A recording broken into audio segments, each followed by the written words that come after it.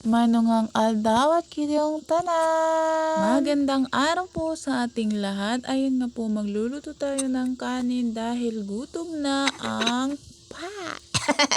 at syempre dahil taghirap ng kahoy, ayan na, palapa na lang ng nyug. Char!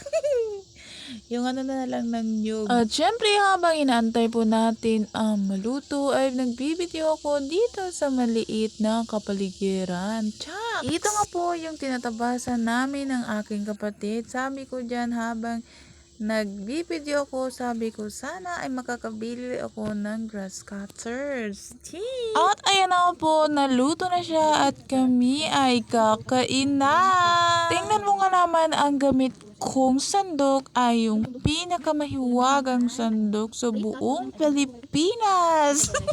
Sabi ko nga sa sarili ko o sa aming dalawa, sabi ko sana ay makakapatayo kami ng bahay na maliit dini. At ayan nga po, sinasabi ko dyan, sabi ko ito talaga ang pinakamahiwagang sandok. At syempre, ang ulam ko dyan sa aming bukid ay fresh cut tuna.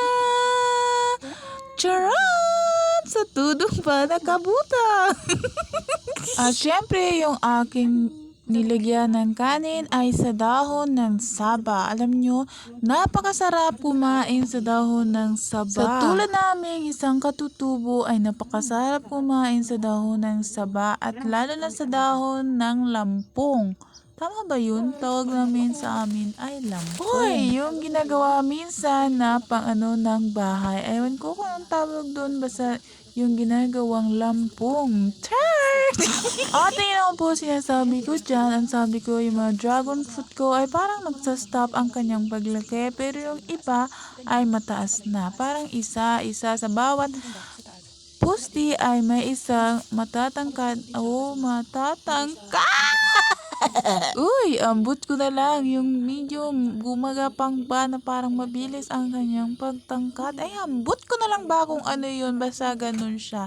Sabi ko dyan, sana nga ay mamumunga at mapipitasan ko ng napakaraming bunga. Yun na nga ang sabi ko dyan. Sabi ko, naku, lalala ang kagandahan ko nito. At syempre, yung mga alaga ko ay nandun na lang sa karikutan dahil sobra talagang hingal na hingal sila. Papano naman kasi, sige kakatakbo, balik dito, punta doon, at jamming-jamming lang. At yun na nga, pumunta ako dito sa kasabahan na marikot-rikot. Syempre dahil wala kaming mahanap dahil tinibanan ng kanilang may-ari. Chot!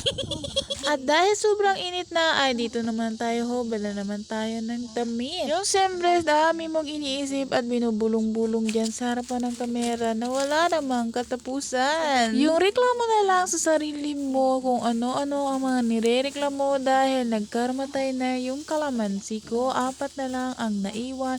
At syempre yung dragon fruit ko ay buhay na buhay naman. Kaso nga yun na nga talaga, yung iba ay hindi nagsusuhi. Charan! Ayan na nga, pinupuntahan ko na ang bawat puno ng aking mga kalamansi na nagkaramatay at yung muntik ng mamatay. Ayan na nga, oh. 2 na lang ang kanyang dahon at syempre may bulaklak pero tinanggal ko dyan. At ayan na nga po, lalakad-lakad muna po tayo dito sa may karikutan. At syempre sabi ko dyan ay napakasukal ng ating dadaanan. Kaya ba ng aking bulinggit? At syempre hindi yan magpapatalo dahil superhero daw. Kaya sabi niya, gulang ng go, tara. Ano, diba? O, ang lakas niya dyan maglukso-lukso kahit muntik na matusok ang kanyang mga mata. At syempre, ang sabi ko dyan dito ay may nagtatali ng kanilang kalabaw. At yun na nga po, hanggang dito na lang. Bye-bye!